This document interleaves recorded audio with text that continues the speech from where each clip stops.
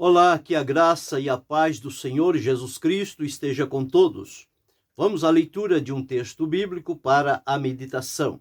Encontramos na segunda epístola de Paulo aos Coríntios, no capítulo 12, e o versículo de número 9.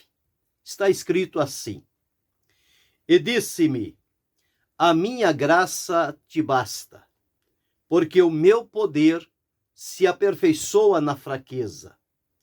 De boa vontade, pois, me gloriarei nas minhas fraquezas, para que em mim habite o poder de Cristo.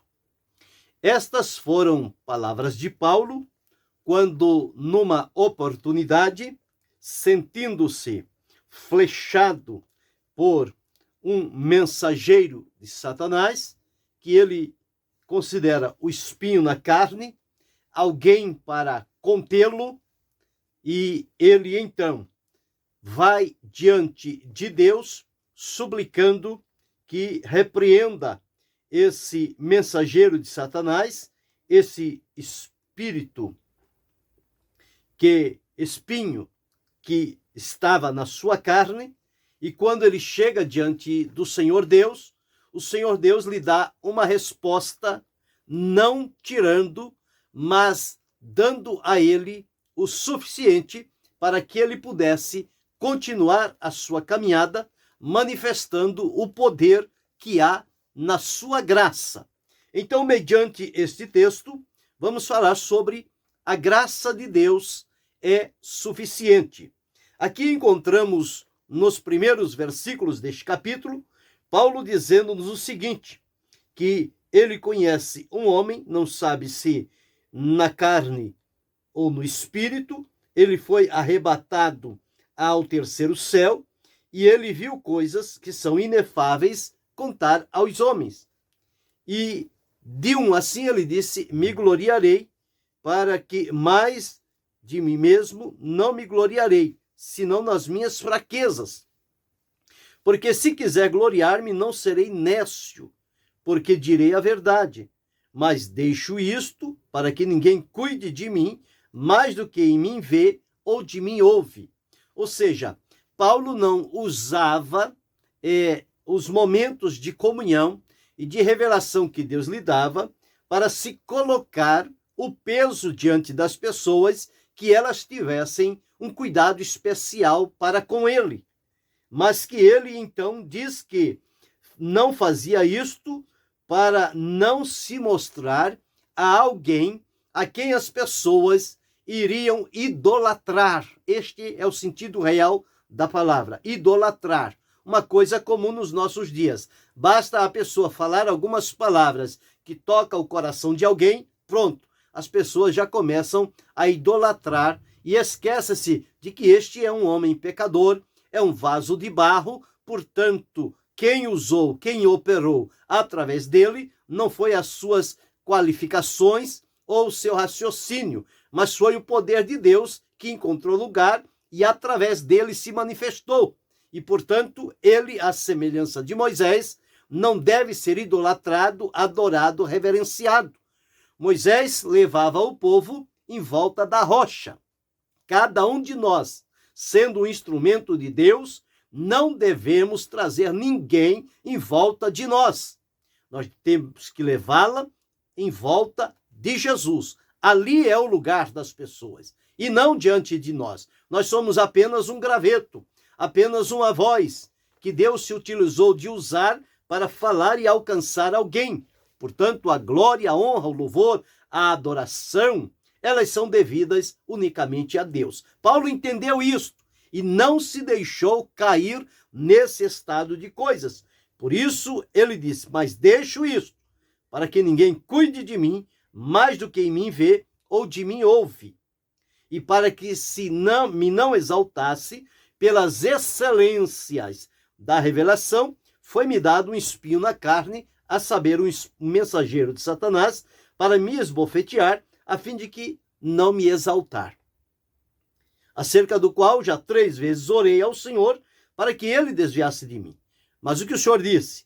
A minha graça te basta, porque o meu poder se aperfeiçoa nas fraquezas. Nós aqui encontramos a suficiência da graça de Deus para todo e qualquer momento que se apresentar diante dos cristãos, seja pelo sofrimento, seja pela aflição, seja pela pressão, pela provação, pela acusação, pelo descrédito, seja o que for. Se a pessoa estiver correto diante da presença de Deus, ele terá consigo a presença maravilhosa da graça de Deus na sua suficiência para supri-lo, atendê-lo e dar a ele condições de seguir adiante, glorificando e bendizendo o nome do Senhor. Paulo passou por isto, e quando ele entendeu que as coisas de Deus funcionavam desta maneira,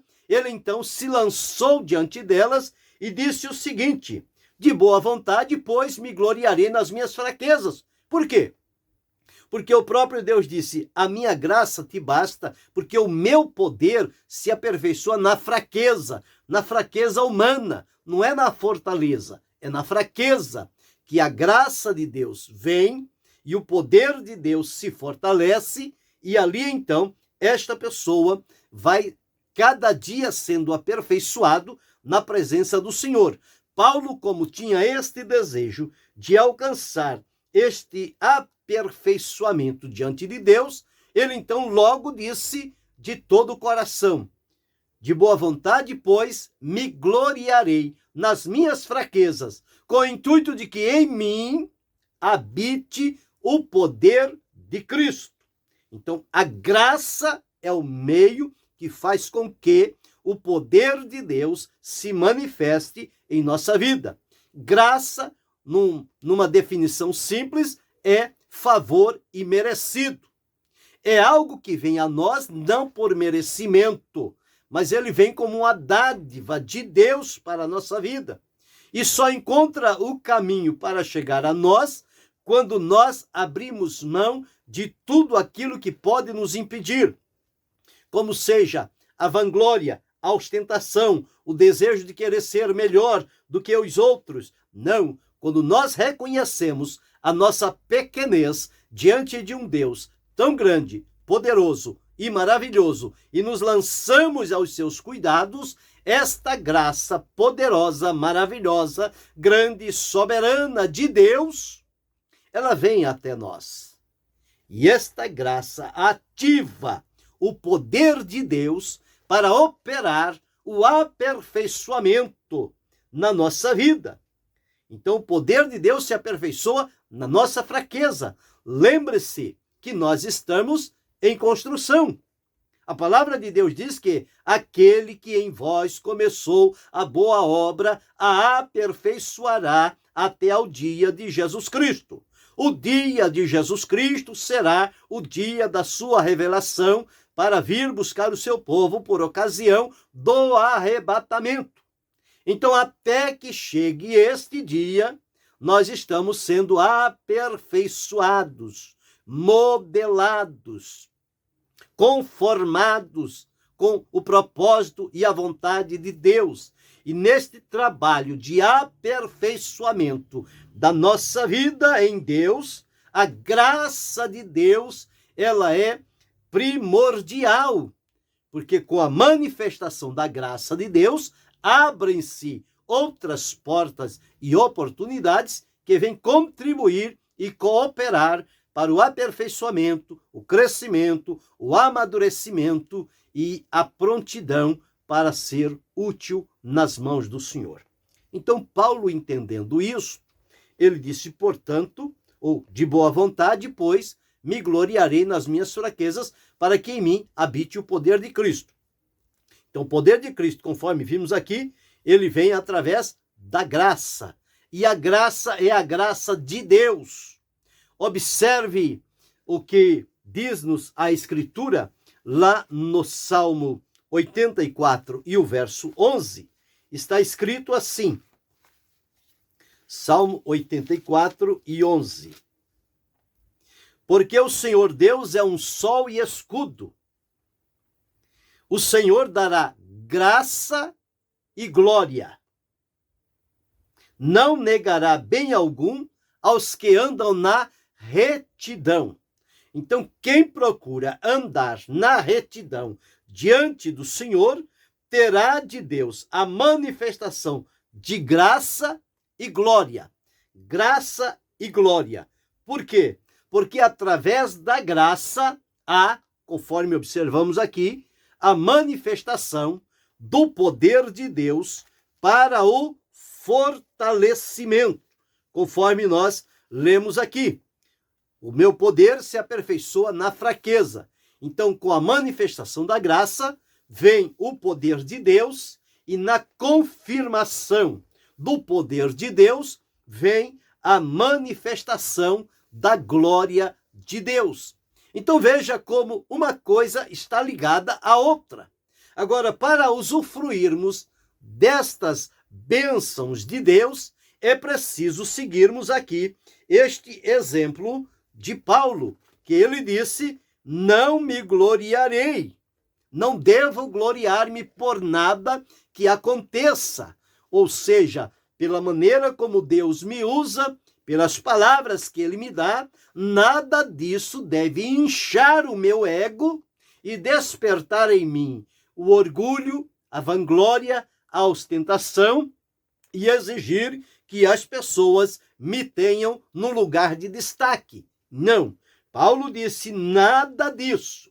Eu vou continuar no meu lugar, reconhecendo qual é o meu tamanho, a minha pequenez, diante de um Deus grande e maravilhoso, e que sou um instrumento de Deus somente por sua graça, amor e misericórdia. Deus achou de manifestar em mim a sua graça. E graça não tem nada com merecimento ou capacidade humana. Graça é favor de Deus.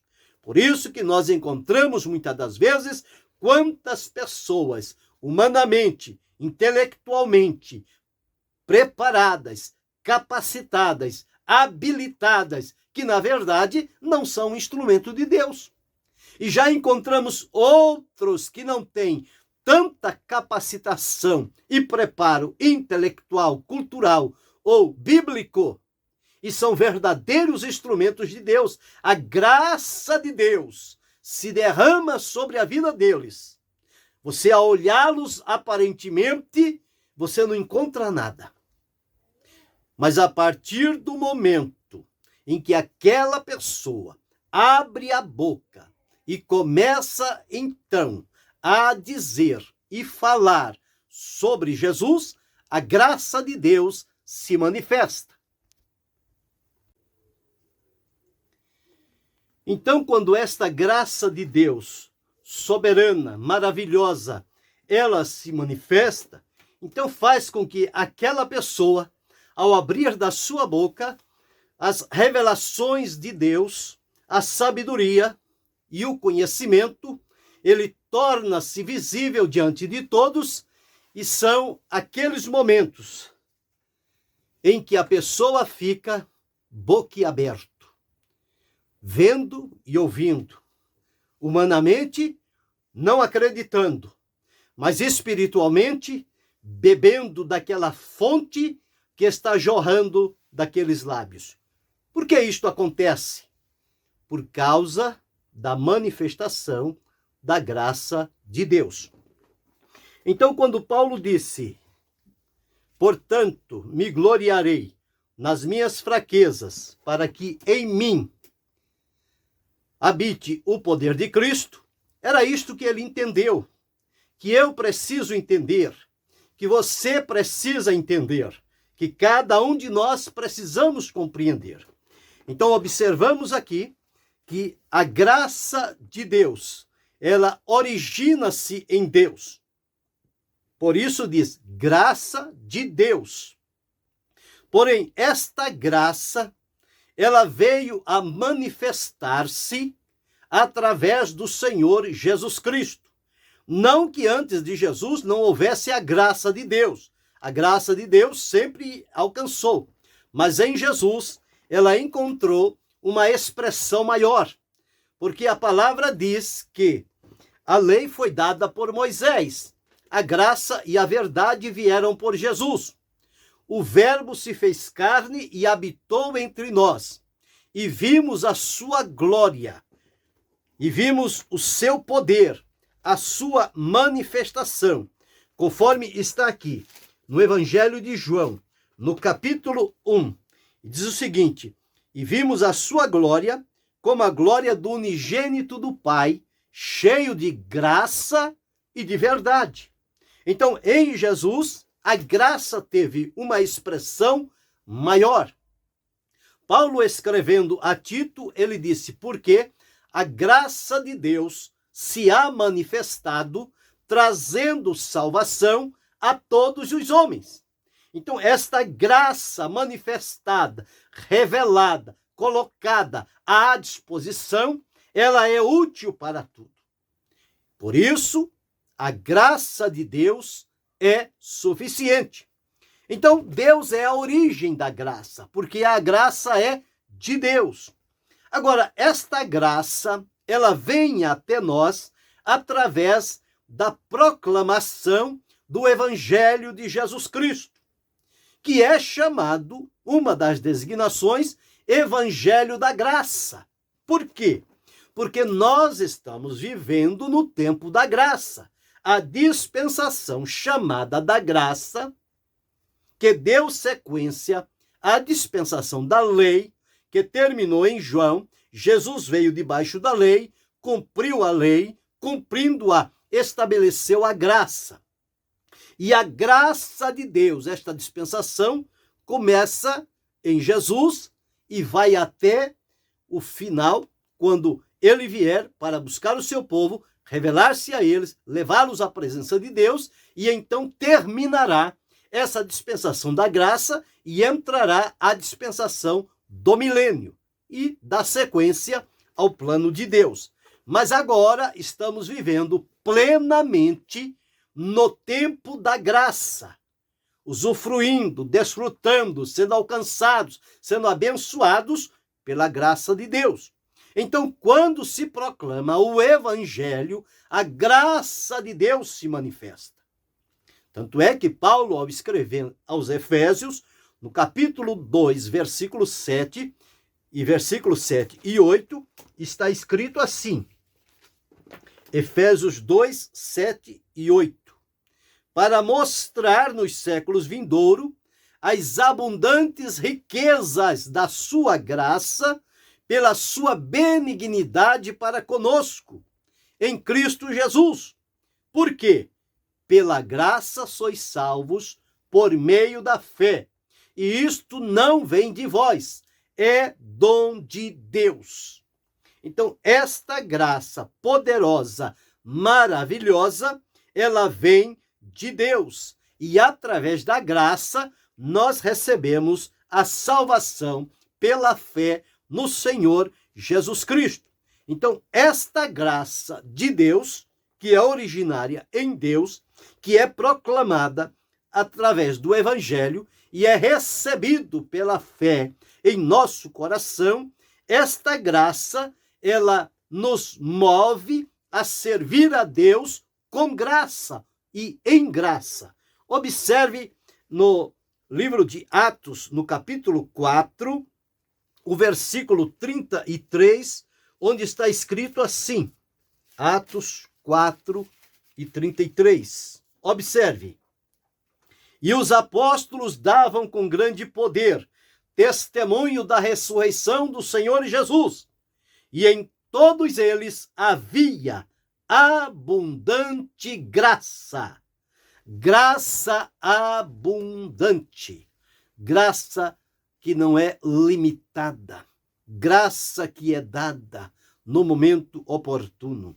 Então, a graça de Deus é abundante, é soberana, é maravilhosa, é gloriosa, é profunda. Esta graça de Deus. Veja também o que o apóstolo Pedro falou sobre a graça de Deus na sua primeira epístola, capítulo 4, e o versículo de número 10.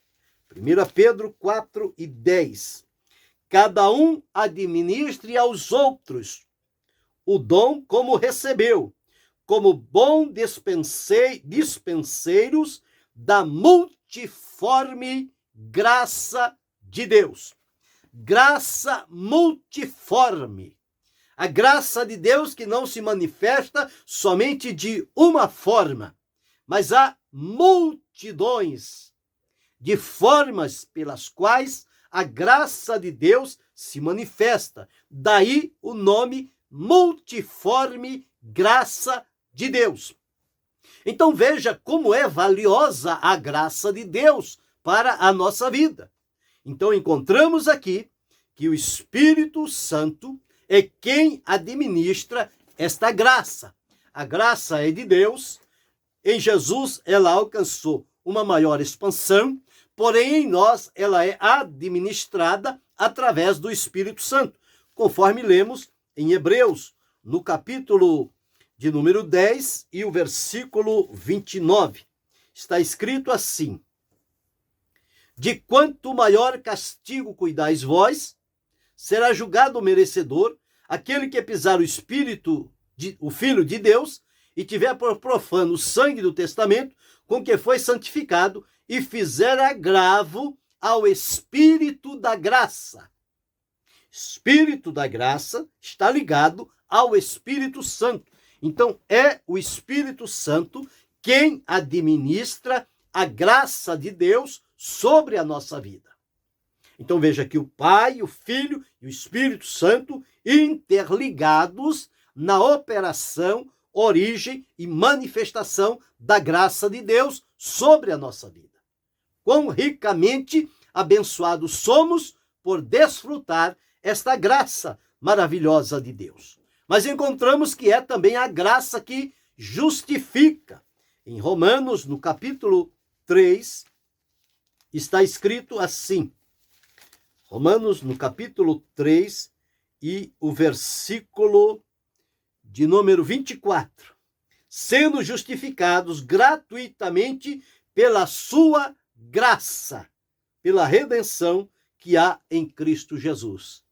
Salvos pela graça, redimidos pela graça, justificados pela graça, e aqui nós observamos esta graça atuante sobre a nossa vida. E nós encontramos que é Deus quem dá graça. Ele dá graça àqueles que se chegam diante dele na condição de reconhecê-lo. Esta graça maravilhosa que o Senhor Deus concede aos seus servos. Então veja quão importante foi a expressão de Deus para Paulo, diante de um sofrimento do qual ele queria se libertar. Deus disse somente: a minha graça te basta, porque o meu poder se aperfeiçoa na fraqueza. Então, observe o que diz um hino da harpa cristã. Não vou cantá-lo, porque alguns se julgam na condição de manter direitos sobre aquilo que é de domínio público, mas vou somente fazer a leitura da melodia. Diz-nos assim, 205 da harpa cristã.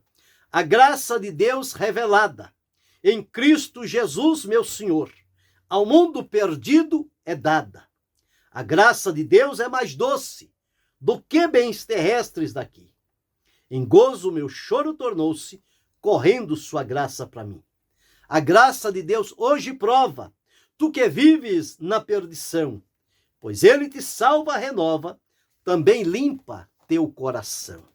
Olha que graça poderosa, que graça maravilhosa de Deus. Então nós observamos aqui, a graça de Deus é suficiente. Dentre os pontos que vimos, primeiro, Deus é a origem da graça. Segundo, a graça nos vem através do evangelho da graça. Terceiro, a graça de Deus é abundante. Quarto, o Espírito Santo é quem administra a graça. Quinto, a graça de Deus é multiforme. Sexto, a graça de Deus nos justifica. E sétimo, é Deus quem dá graça. ele dá a todos aqueles que andam na retidão. Portanto, participe hoje, usufrua, receba os benefícios da graça de Deus. Seja, na verdade, um instrumento usado por Deus. Que a graça de Deus possa se derramar sobre os seus lábios e das suas palavras, ditas com graça, os corações possam ser rendidos a Cristo, servi-lo e adorá-lo. Portanto, o conselho da palavra de Deus é: antes crescei na graça e no conhecimento de nosso Senhor Jesus Cristo. Desfrutamos de todas as bênçãos da graça de Deus, pois ela é como uma porta que se abre, de onde outras muitas bênçãos virão e nos alcançarão. O poder de Deus, a glória de Deus, a presença de Deus, a manifestação deste Deus vem em função desta graça que se revela para cada um de nós.